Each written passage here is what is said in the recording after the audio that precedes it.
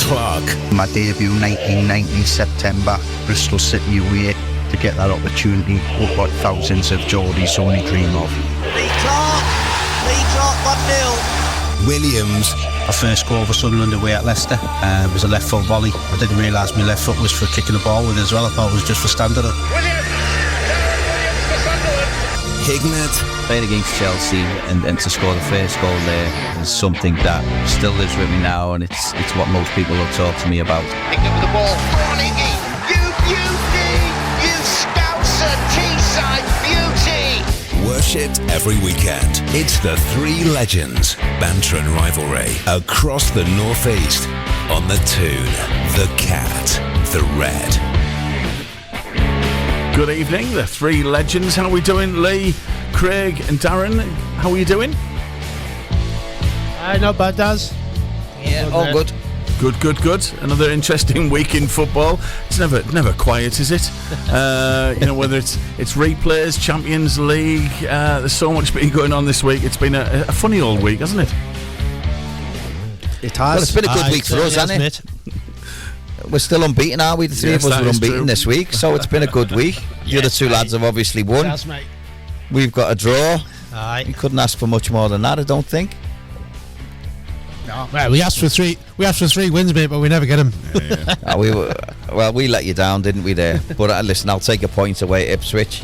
Yeah. That's a really good point from the boys. So I don't think we let anyone down.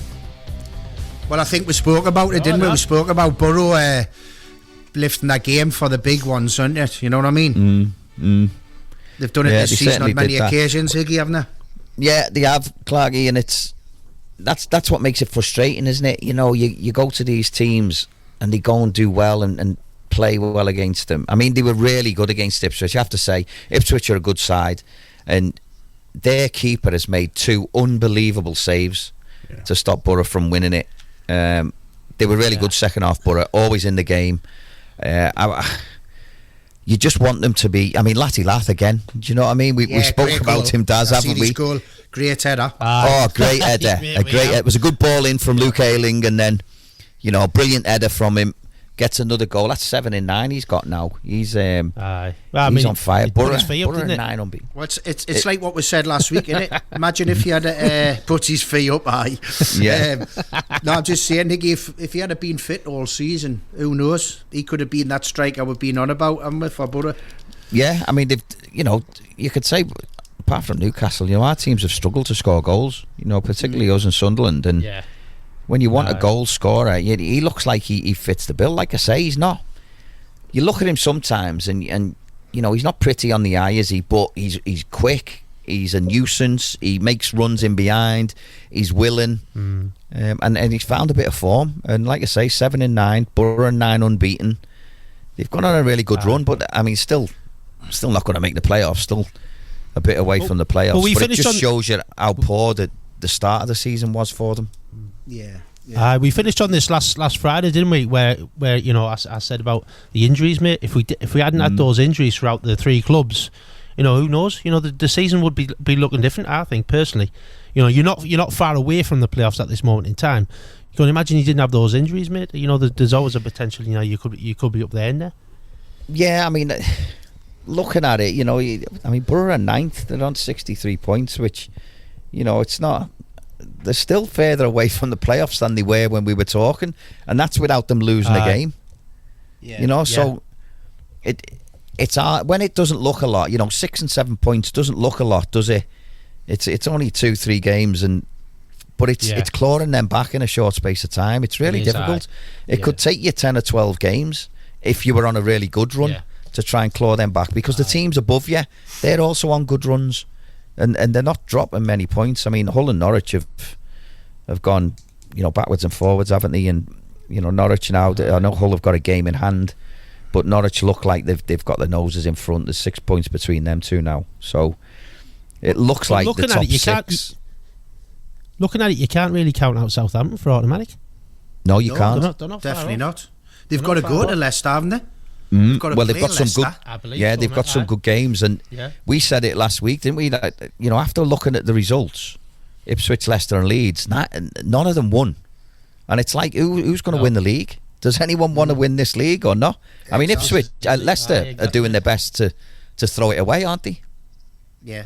No, definitely. I think it's exciting for the neutral, but people involved in those clubs, especially Leicester, like we say, all three were saying, weren't we, a couple of months ago, Leicester are up. They could end up with a record number of points. They could break the record for how quickly they win promotion. Then all of a sudden, it was just bang, wasn't it? Yeah. Anyway, Leeds were the same. Leeds went on a brilliant run, got themselves to the top, and then they've had a little stutter ever since. And they're fixtures, guys. Leicester have got West Brom tomorrow at home. Yeah, Southampton are away at Cardiff. And then obviously Leeds have got Borough Monday night. So Borough can play a part in it again, and Leeds will, after the last couple of games they've had, they'll not be looking forward to going to the Riverside. No way. No, they won't. So, and then you wouldn't put it past Borough, would you? No, definitely. We've said it, and they've done it all season. They've gone to the top teams and they've got results.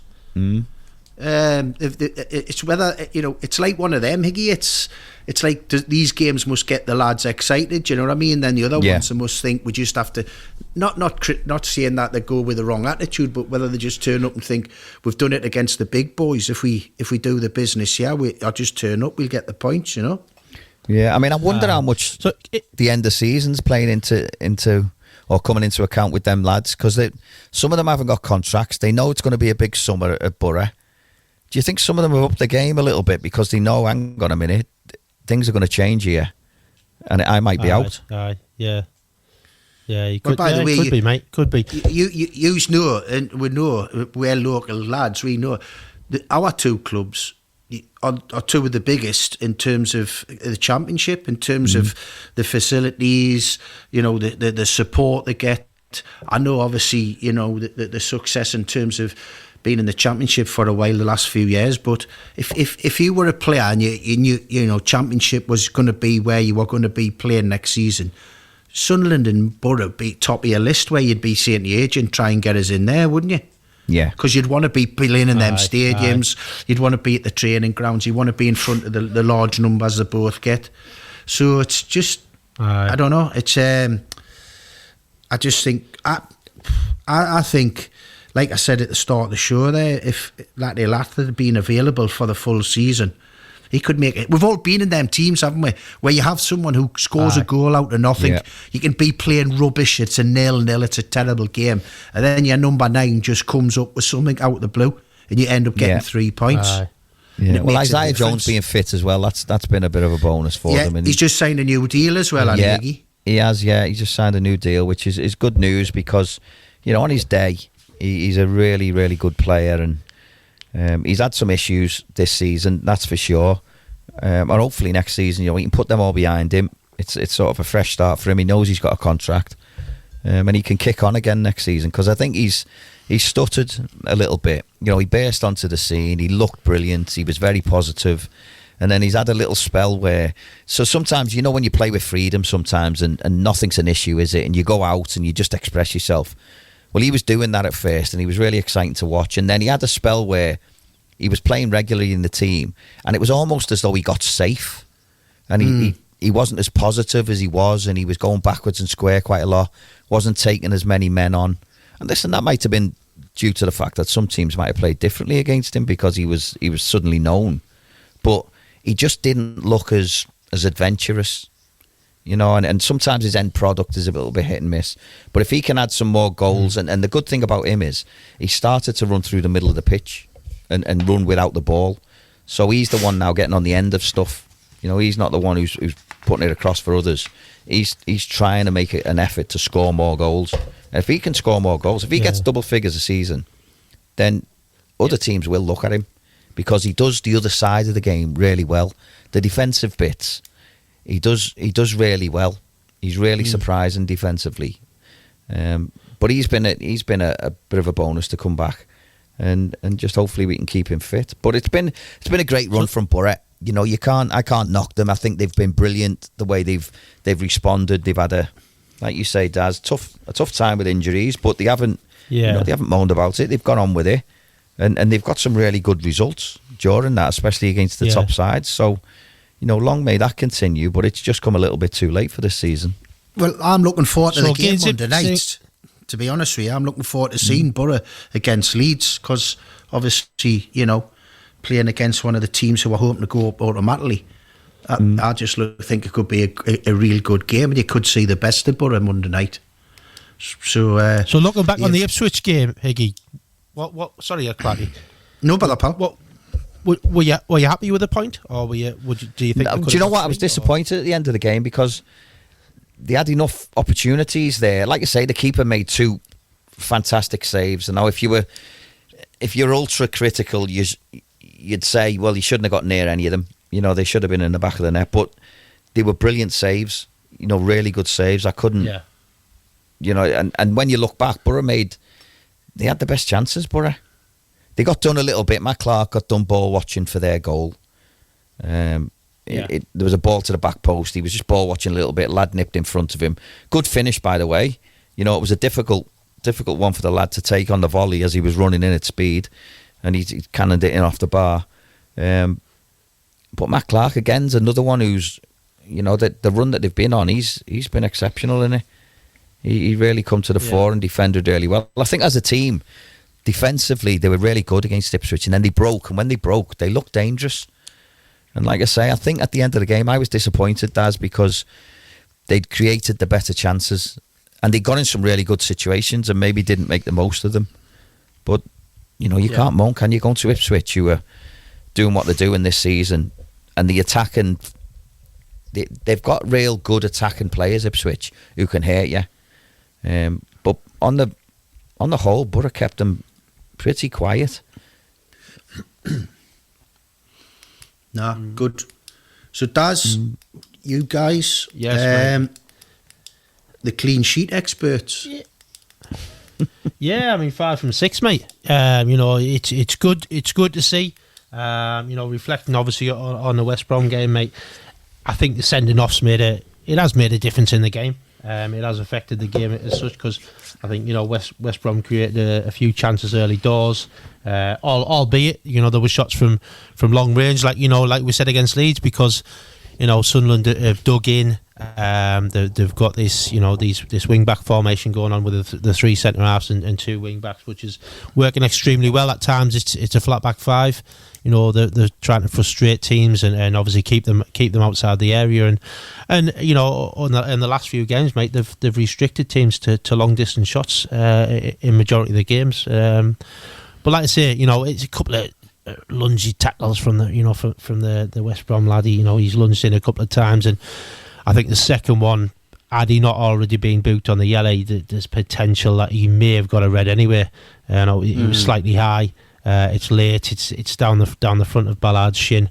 So there's a potential he could have walked on that one, but it changed the course of the game in a sense. I don't think Sunderland really created that much early doors. I think the building from the back, as we spoke about early in the season, clean sheets are key when you've been struggling. And 5 from 6, mate. We can't really argue with that. Were the frustrating West Brom? Were the frustrating West Brom? Yeah. Why the sending off happened, was it? Yeah, I think there's frustration. To be fair, mate, his second booking, even his first one, he's had a heavy touch. He's had a heavy touch. It's got away from him, and then he's lunging to win the ball back, and he was late on both occasions. Jack Clark's come inside on the first one, and he's come from an attacking position that the forward, and he's slid in and he's took Jack Clark out. I don't think it was particularly a bad malicious tackle in no way, shape or form, but it's late, so he's picked up a yellow. And then his second one, he's back to goal. He's took a touch. It's got away from him. Ballard stepped in, got on the ball, and as Ballard's played the ball, he's come down the front of his shin. So I don't think there was any arguments from anybody. Had it been obviously a straight red, I don't think there'd been any arguments. But yeah, I think they've frustrated teams, mate. I think they've kept them at distance, they've kept them at bay. Luke O'Neill threw his body on the line a couple of times to block things. And then we've got a goal from a corner. But if you look at the position of Ekwa, he's actually facing away. He's not even got his eye on the ball, and he's looking like he's looking back down to Patterson in his own goal. And then all of a sudden he's just turned his body and it's dropped to him, and he hasn't had to put any weight behind it whatsoever. He's just put his foot behind it and he's just guided it into the roof of the net, mate. It's a great finish. I'll tell you what, Daz, it is a great finish because it's a difficult one when a ball's bouncing like that and it's going at a fair pace to him as well to control it the way he did. I thought it was a brilliant finish. It's a great. I mean, it's like you say. It's kind of that half volley, but he hasn't put any pace behind it. He's just let the pace of the ball do it. And like you said, it's a tremendous finish because you look at his body position just before that. Mate, he's got his back to the ball. He's not even looking at it. Yeah, it's like he thinks the ball's coming in from the other side. Yeah. But I mean, it's a great finish, and then we created a few chances from there. But still, West Brom had a great couple of opportunities. Could have maybe pulled it level. It wasn't. Don't get me wrong. It wasn't a vast convincing victory, but it was a nice, solid performance and a 1-0 win. Yeah, great. Well, things are looking up. What's changed, Daz? Go on. Yeah, sorry, Paul. Yeah, what's changed with them, Daz? What are they approaching games different now? Mate, sort of defensively.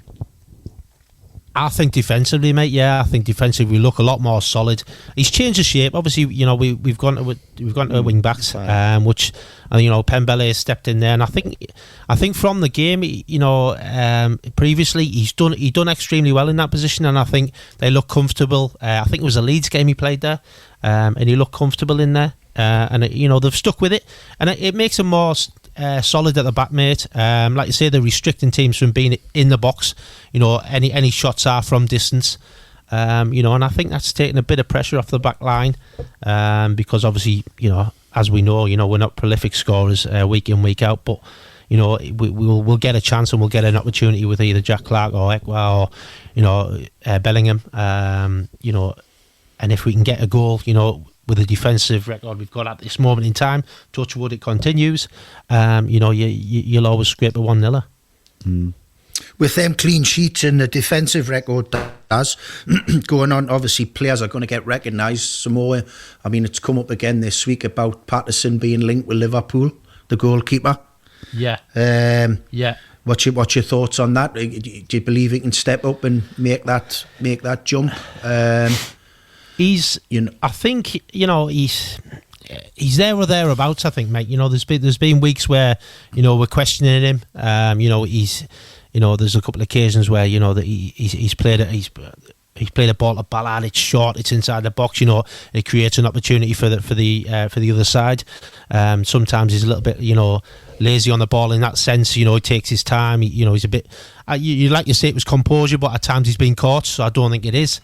I think it's just the quickness of his feet. He needs to sort out. But for me, over the course of the season, mate, he's done well for us. He's done extremely well. He's kept us in games at times. So there's that potential he could step up. Whether it's next season, I don't know. Whether it's maybe he's a season too short. Maybe he needs another good championship season, and then obviously see where he goes from there. Yeah. Well, obviously, we're talking about Borough having a big say in the, automatic promotion. Use obviously the next 2 out of your last 3 games, Millwall and Sheff Wed, who are down at the bottom. I know Millwall have got themselves a little bit away of it, but if the results go against them, could be dragged in. So you are going to be involved in what happens relegation-wise. Yeah, we are, mate. I mean, obviously, the game at the weekend, obviously coming up, Millwall. It'll be a tough game, mate. They're on the back of a couple of good results, a couple of good wins against Cardiff and Leicester. Two obviously decent sides there that they've come out on top on. What it's like, with Millwall. They're organised. They're always rigid in what they do. Obviously you've got the concern is obviously what more coming back. To Sunderland. There's always that potential of him possibly nicking a goal. But on the way, like you say, on the way we've been defending in the last couple of weeks, mate. I'd like to think that we'll be comfortable and we'll keep another clean sheet. But obviously only the weekend will tell that one. Because like we're saying about how tight it is at the top and it keeps changing. It's the same at the bottom, isn't it? I mean, Birmingham had a big win, beating Coventry. But when I'm looking through the fixtures, two of my old clubs play each other second last game of the season. Huddersfield at home to Birmingham. which is a proper old game down the bottom there. I mean, Birmingham go to Rotherham there tomorrow, so they could do a win in that one. But they just bring Steve Evans in, so that might be the knock-on effect that for them Rotherham players, they'd be looking to impress him. Is this the third time he's been to Rotherham, Clarkie? Is that the third time? Second, I think. Second, I think. I just hope he gets a bigger belt this time, mate. Remember when he ran down the touchline at Wembley and their trousers came down. I tell you what, I wouldn't mind these underpants full of pound coins. That's for sure. But listen, we're talking about Birmingham, Clarkie. I mean, you must be. I don't know how you feel about Birmingham, whether you're gutted they're in the situation they are, but they've obviously made the change, haven't they? They've made the change, but it hasn't worked, has it? No. I mean, they've been really struggling until the last game against Cov. Six managers, six people have took the team this season. That's unbelievable. Yeah. The season isn't even over and you've had six. I think Gary's won two and lost two. I think I've still got a lot of affinity with the club. I'd love them and Huddersfield to stay up, but unfortunately I think at least one of them's going to go down. So I think that second last game of the season's going to have a big say on what goes on. But mate, it's just been total mismanaged from the top. How we talked about it, didn't we? It's about John Eustace losing his job when he had them in the playoffs, overachieving, to be honest, when you look at what's happened. And they went for the so-called big name in Wayne Rooney. That didn't work. Tony came in, really settled the ship. His experience was shown, his leadership was shown. Obviously, his personal issues have had to change things. And then Mark took over for a while. And Mark was honest. He just, he's like, we're missing one leader, And I think the board looked at that and thought, Gary knows the club. He's played there. He's managed Gary Rowett. If someone's got a short period of time to go and hit the ground running. So I think the next two games, even though they're away for Birmingham, Rotherham and Huddersfield, they'll be looking to get the points that'll keep them in the league. I think they'll do it. And then it's just whether Huddersfield can get the points in other games to bring other teams into play, So, but it just shows. It's not a bad last game, is it, for Birmingham? They're at home against Norwich, aren't they? Norwich might already be in the playoffs. Well, I think Norwich will already be done and dusted. I think, won't they? It'll be. There's a chance that they might treat that as a dead rubber. Norwich, he might rest a few players getting ready for the playoffs.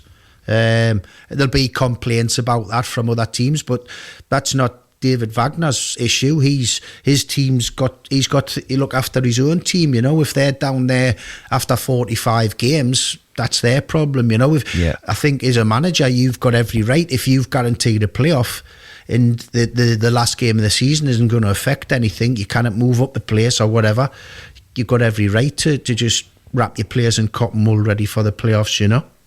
Clarkie, did you ever do that as a manager?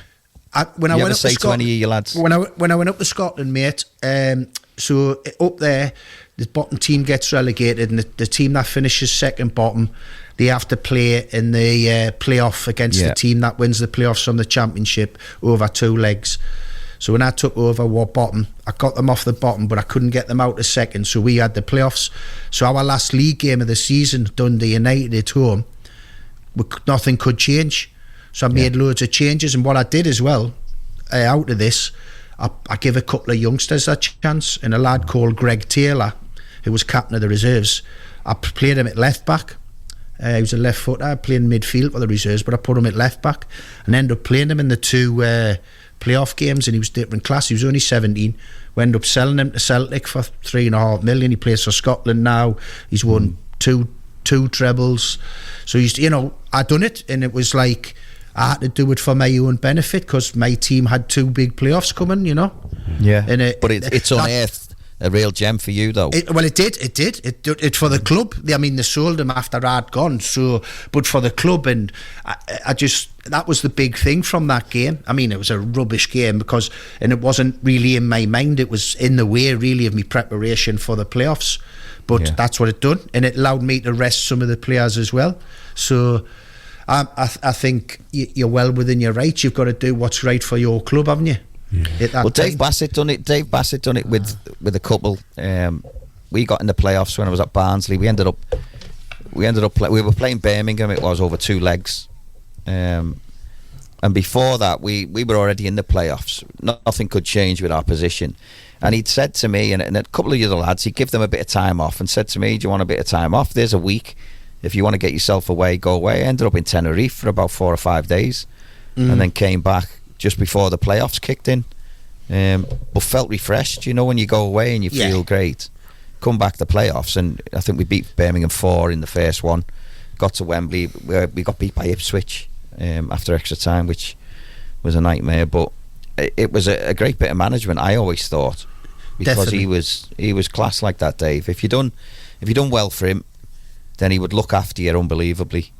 Yeah, but what he's doing, he's getting you away. He's getting you away from the pressure and all the talk, isn't he? From you're going away, just chilling out. Then you come back and you're buzzing to see the lads again and all that. Like you do, it's not just physically, it's mentally, isn't it? Yeah.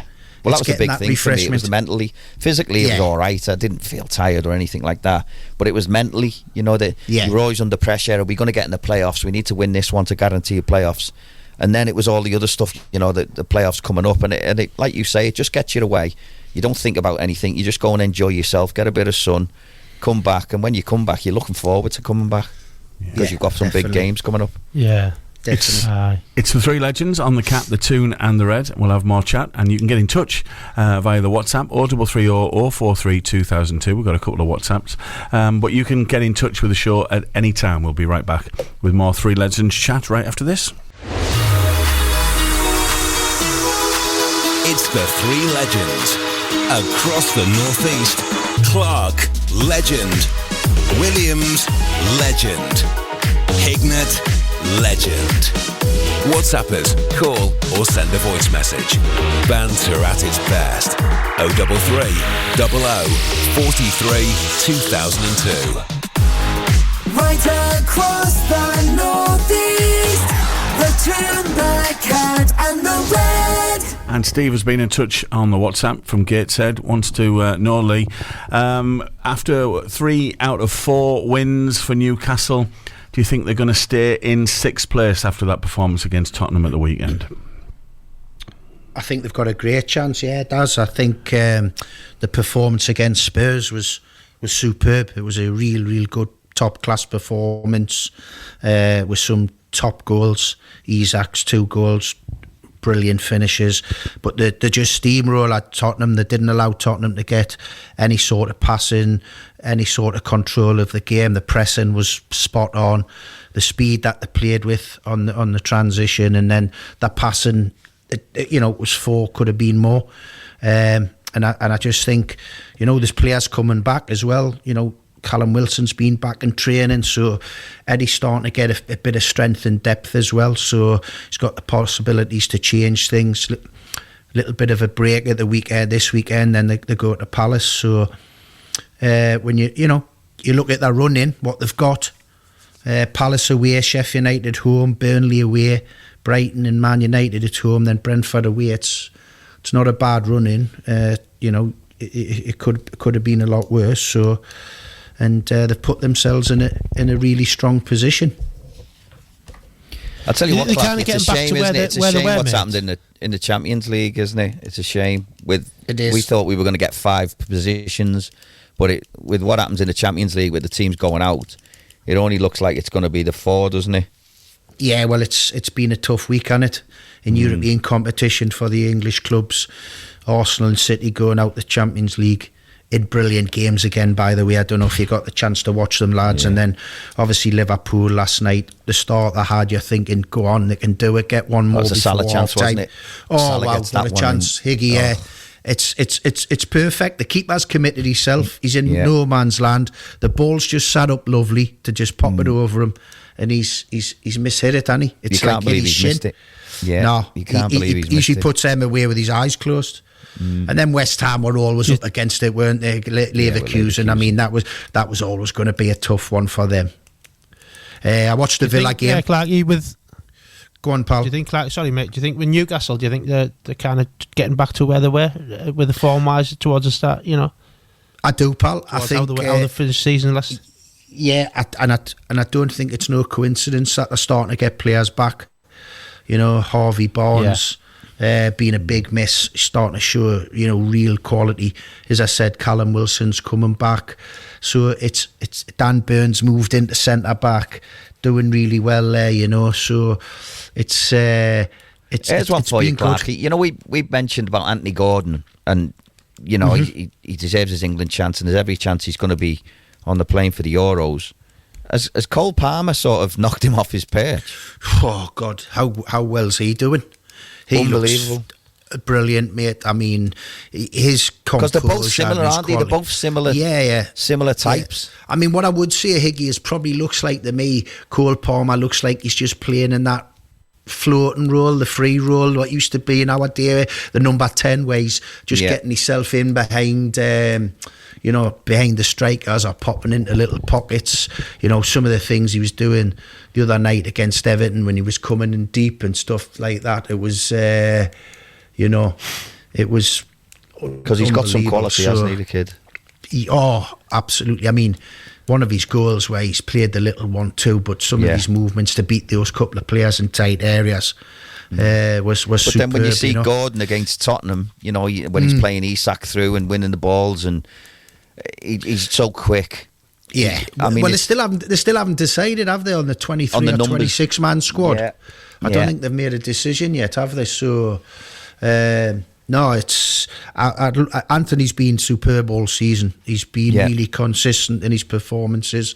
Every game he's having attempts at goal. He's making chances for other people. I mean, even in the first half the other week against Fulham, when Newcastle were really up against it and didn't play particularly well, I think he had 4 attempts at goal and Anthony had them all. So he's producing, you know, his numbers are good, he's delivering, he's got a great work ethic as well without the ball. So yeah, I think, like you say, I mean, Gareth's just got so many offensive players to choose from, hasn't he? I mean, it's going to be a difficult one for him to pick. It is. He's going to have got to 20 goals now, Palmer, hasn't he? And he's joined top with Haaland. Yeah. He's joined top with Haaland in the Premier League, which is a brilliant return, really. Do you think Pep didn't think he was going to do that? Do you think Pep thought he's a good player, but... I was funny you should say that. I watched Pep's press the day, and Pep obviously had a lot of questions to answer about Cole Palmer, and he said, you know, he tried to convince him to stay. He told him Riyad Mahrez was off to Saudi Arabia, but he hadn't been convinced because I think he'd only had 3 starts prior to moving to Chelsea or City. And I think Pep then said, you know, for a 2-year period, Cole had kept saying, I need to play more games, I need to leave. So he said for probably 2 years, and then he says obviously he tried the last throw of the dice was to say stay, and because Riyad's off to Saudi Arabia, but it didn't happen. The lad had made his mind up, which, by the way, you find a lot of these youngsters will stay sometimes at these big clubs and they don't want to get on with the game, and he's made a big decision. To Instagram players, doesn't it, what we were on about? I mean, it's so it's he's done brilliant. We touched on Haaland last week, didn't we? We touched on Haaland last week. Obviously, I was fortunate enough to be ball boy during the week. Man City. But you would have gone up close and personal.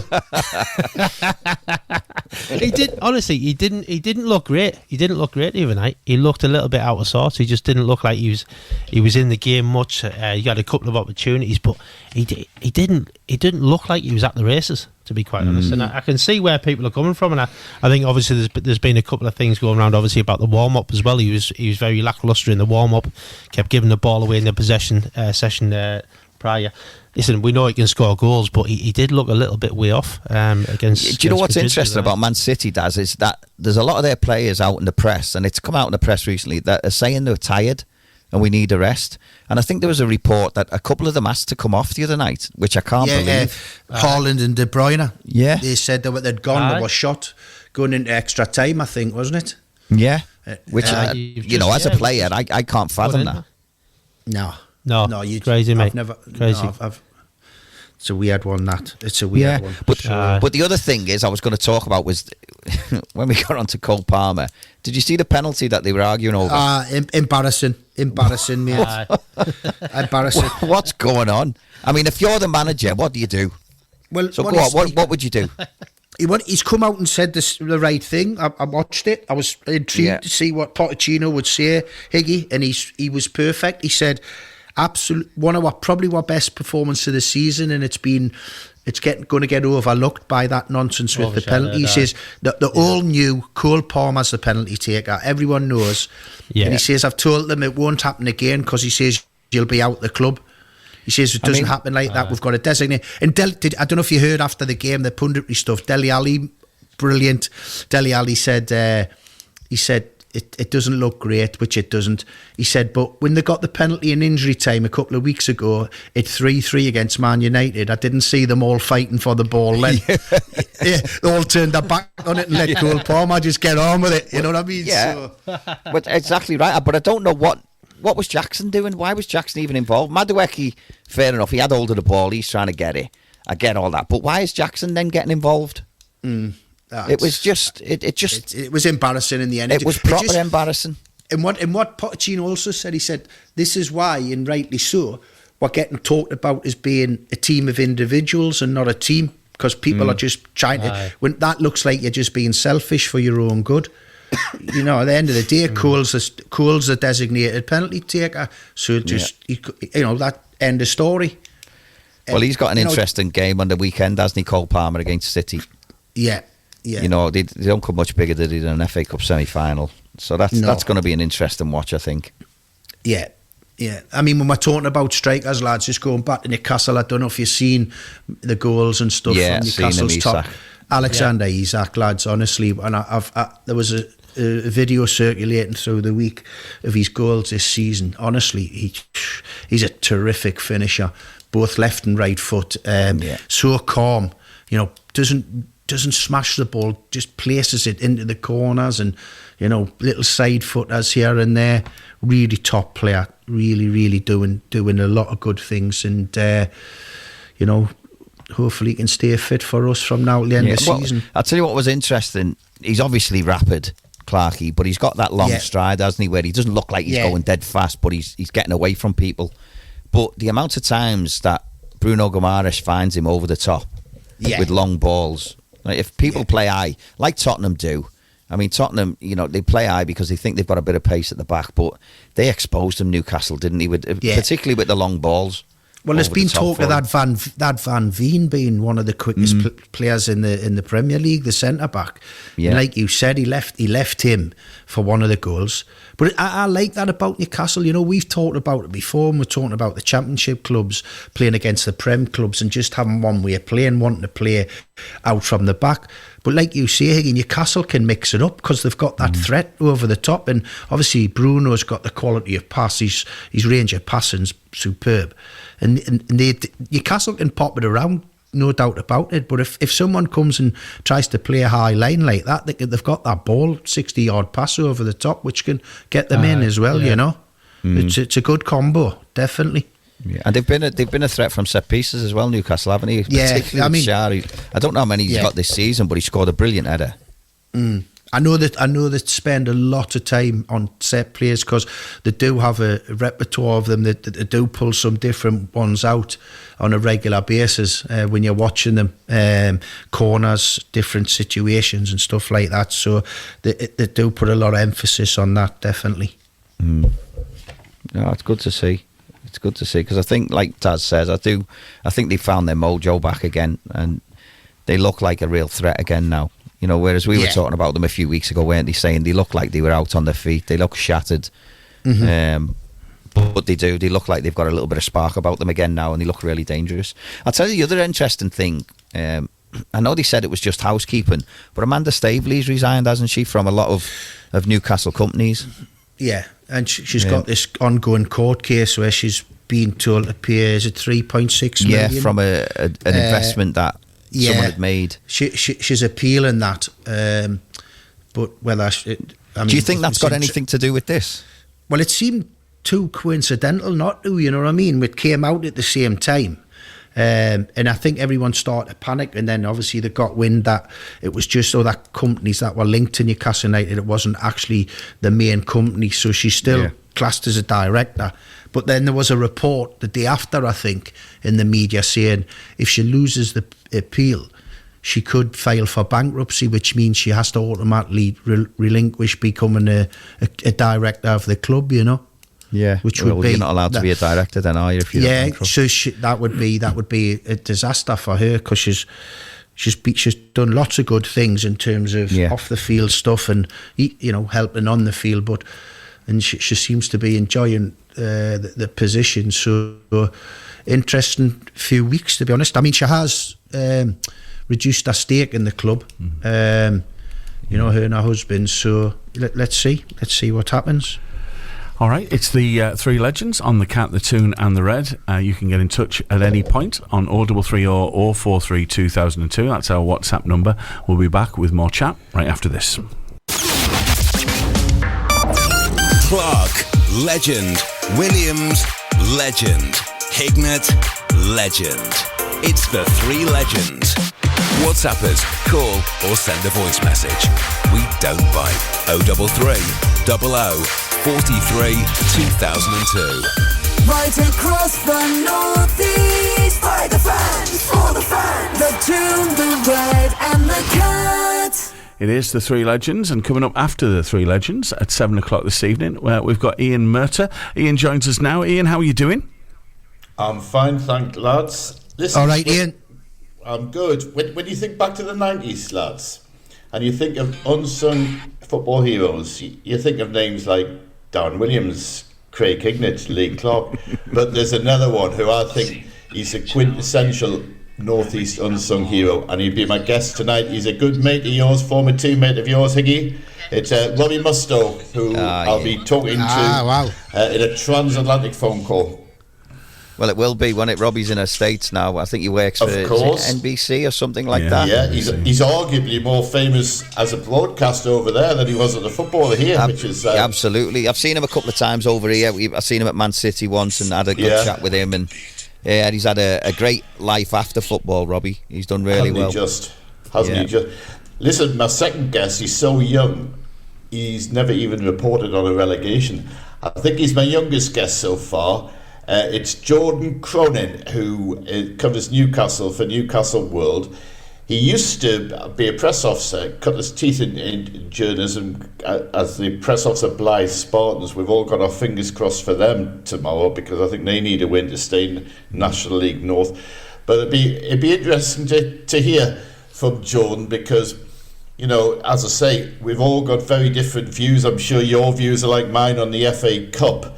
But for someone in the 20s, late 20s, is the FA Cup as important to them as it is to people like ourselves? So I'll be interested to hear his views on that. Smashing. Well, that's Ian Murter and Black and White and Red All Over, which follows us on the Three Legends at 7. We'll see you in a little bit, Ian. Will do. Cheers, Ian. Cheers, Ian. We've got a WhatsApp in, boys. I think a lot of people have been talking about this over the last couple of days. Jeff has been in touch. He wants to know what the Three Legends view of the FA announcement about the FA Cup this week. Scandalous. Yeah, ridiculous. Absolutely. They're just trying to take away from the smaller clubs in the pyramid once again. The FA Cup is the lifeblood of these football clubs. You know, even if one of the smaller clubs gets a home draw against one of the big boys, they're hoping that they can nick a draw to get the go in one of these big clubs, because you get 45 to 46% of the gate. Yeah, it's almost half the revenue. And it's that's a difference that could keep these clubs running for 5-10 years. And that Clarky, some clubs' budgets are based around the FA Cup, aren't they? Especially yeah, absolutely. Clubs, you know, if they get a run, I remember being at pools. That was something that was always important. Try and get round at least a couple of rounds where you get some extra money in, and you get the prize money. You get the prize money, Higgy, in for going through, and then you get the gate money as well, which you but like you say, if you're a small club and you have a great day out at your club and you get a draw against one of the bigger boys, then, you know, surely as players you want to go and play at their grounds, because it might be something that you do very often. And then you also want the revenue. Well, for example, let's use this as an example, like Accrington Stanley. I think their ground holds about 4,000-5,000 tops. So imagine they got third round their FA Cup, they got Newcastle at their place, but then somehow they ended up drawing the game. And they come back up to St James's in a full house, 52,000, and they're getting 46% of that gate receipts. That set them up. But that's not going to be allowed. That's not going to be allowed to happen now. No. So Marine, Marine played Tottenham. Well, yeah, exactly. And that was during COVID. So no one was allowed to attend the game. But because people are brilliant, they bought tickets online, virtual tickets. Virtual. I remember that. Now, those virtual tickets that they sold a ridiculous amount. But to this day, the club is still spending that money. And it's kept them going over all them seasons. And they've been able to do fantastic stuff around the place. It's just, for a club like that, you want them to be able to benefit off doing brilliant things. So if you get to the third round as a really small club and you get a draw, why don't you get a replay? You've earned that. That's a dream day out for people, and they're taking dreams away from some of these people. You look at who had the run last year from the National League all the way up, got beat by Ipswich, did they, in the end? Or they beat Ipswich. They got beat by someone else at the end. It might have been Maidenhead. Or Maidstone. I think it was Maidstone. They had a fantastic run in the competition. Now, if they get a draw against one of the big boys, it's a knock-on effect as well. I mean, examples that I've had as a manager, we drew when I was Huddersfield manager, drew Newcastle at St James's it's the Carabao Cup now. I can't remember what it was called then. It was 40,000. That money we got, them gate receipts, allowed me to go and sign Danny Drinkwater on loan from Man United for the season, because Man U wanted a loan fee. Obviously his salary was a lot more than a League One club. And then exactly the same, we played Arsenal at the Emirates in the FA Cup, and it was start of January, third round, and we got half of 60 odd thousand, and the owner came to us and said, go and get, if you need any help in the squad, there's money for 2-3 players from the cup run. And that's not just what people see, that can help the team. So it's then helping the fans, and it's allowing these clubs to grow and grow. What's been really naughty about it is EFL clubs haven't been asked about this. It's just been done between the Premier League and the FA. Yeah, and that's what's totally out of order about it, in my opinion. The Premier League's just getting more and more power, and it's not right. And the FA Cup is classed as the best cup competition in the world, because you can get a team from the 8th tier of the football pyramid playing Man United or Liverpool, or Man City at their. Do you know what I mean? Yeah. And that's not going to be the case, because what you're going to end up having, 9 times out of 10, if it's going to go, what they're suggesting, is it going straight to penalties, or is it going to be extra time? Well, I'm not sure, but I mean, imagine if you're a smaller club and you start right at the very start of the competition, you might have had 2 or 3 replays up until the time you get there, so you're still adding to your pot. Do you know what I mean? Yeah. I mean, it might not be fortunes, but it's still a little bit. And makes a difference, so it makes such a difference. But I can't believe they haven't consulted people. And you're dead right, Clarky. I think the Premier League now have got so much power that, at times they don't need to, because they've got that much power. They're just saying, well, this is what we want, and this is what's going to happen. And it'll take something to try and wrestle that power away. I don't know how clubs are going to do it. Obviously, with the big clubs, if they go against them, then that's a different matter. But when you've got the big clubs wanting less games a season, so they can concentrate on other things, this isn't a fight for them, is it? This is a fight for all the smaller clubs. What the situation is here as well, Higgy, and because I listened to the Premier League managers talking about it, and they're saying, but we've got to sort the schedule out. The players are playing far too many games, and I get that. These top players now who are internationals, they get very little breaks, because obviously you've got the Euros coming up this summer. But what I don't agree on then, right, after that, is when there's international breaks, or there's breaks in the season, or come the pre-season, and I know it's all down to finance, these players are jetting off all over the world, representing their clubs, playing in nothing friendlies, do you know what I mean? In Australia, in America, in the Middle East, in China. You know what I mean? So it's all right seeing the schedule's hectic. Look at Newcastle and Tottenham, end of the season, going to play 2 games in Australia at the end of the season.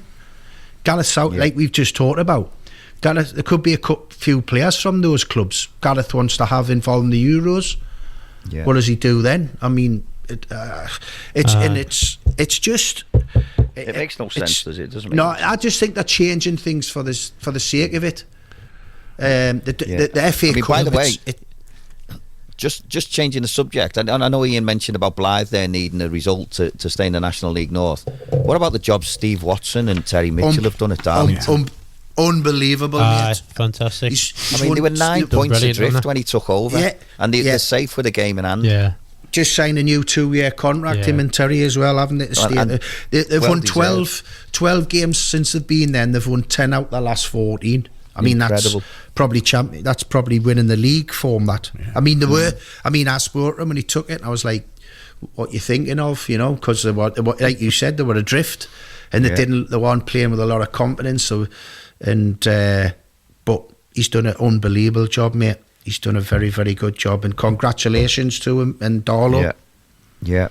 It's I think they're one of the local clubs who've spoke up about this FA Cup ruling, haven't they? So, because they're thinking, well, it's it'll not affect going to help them just them as much as anyone else, won't it? Of course it will. It'll affect all these smaller clubs. It'll affect them. Are you surprised that more clubs haven't come out This is what I'm today? saying. Well, I think I am. But this is what I'm saying. It's good. We've got to see the effects of what it's going to do. Do you know what I mean? And this is what they've got to look at. Do you know what I mean? This is going to affect a lot of clubs next year. A lot of clubs. This is going to come out. The first small club gets a draw against one of the bigger clubs. This is going to raise its head again, isn't it? Yeah. No, that's why I think all these small clubs, whether they've all got to club together and say, just the points that Clarky have said about it being, it's the lifeblood of their season. Some of them rely on it. Yeah. And this season, I'll see a lot of clubs, I think, like probably going because of this, because a lot of them do rely on this money. I totally agree. Well, or they'll cut them back until they've got a nil budget. Yeah, and then what happens then? The fans of these clubs are losing out because they're not seeing the players that they should, the quality of player they should be seeing, because the club can't afford them because they haven't got the budget anymore, and they haven't got these potential cup ties that just, as I said. But it goes back to money again, Clarky, doesn't it? So all these teams and it doesn't matter what division you look in, by the way. All these teams at the top are all the teams with money. Yeah. There isn't one league where a team has gone up without money. Not one. Every team at the top. There's no common sense in it, but there's money. There's no common sense in it. They've got the most money. There's no common sense in it whatsoever. Do you know what I mean? They're not even thinking about anywhere outside the Premier League. Really, that's what I'm saying. We have to think who comes up with it. What does it? That's the disrespect they've shown to the EFL clubs by not even involving them in the talks and the communication. It's been the FA and the Premier League as if to say they'll just accept whatever we decide, and that's not right, you know. No, it's not right. All right, guys, we've got a couple of more minutes left before we disappear at 7 tonight. I just want to get your predictions for the games this weekend and the coming week, starting with Sunderland and Millwall. I'll go first, Daz. I'm going to go. I'll go for you, pal. I'm going to go home win for Sunderland. I think the defensive strategy will kick into place.